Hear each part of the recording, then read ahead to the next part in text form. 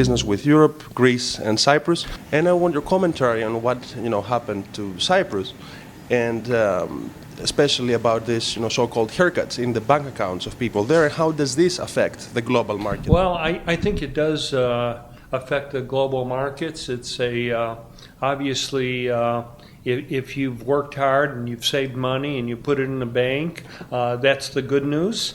If all of a sudden one day the government closes the bank and takes part of that money, that's bad news. And I think that's very worrisome to wherever you're at. The old saying, capital will go to where it's treated best.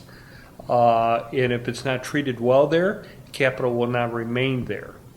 So they may have a short-term benefit, but the long-term benefit is very, very bad.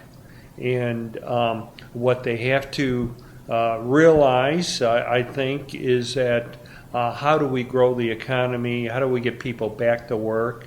I just saw a news headline that the unemployment rate in Greece reached the highest level ever, over 27%. So how do we get people working again? And you don't get people working again by confiscating people that have saved hard and are trying to save money.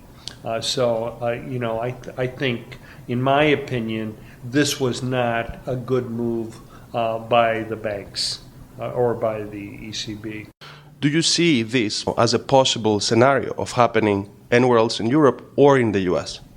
I don't. I don't think. I think it would be such a poor policy to do that. Capital would be just moving all over, trying to. Are we going to go back to? I remember growing up here in Chicago, and my mother and father were in the Depression. And the way they saved money, they didn't put any money in the banks. We saved silver dollars in cigar boxes, hiding them in the sugar, hiding them all over the house. I hope we don't go back to that, because if you're not confident that you can put money in a bank and the money will be yours, then you don't put money in the bank. And I hope we don't have to relearn that lesson. Why is it we have to relearn every generation's the mistakes of the past? So I hope we're smarter than that now.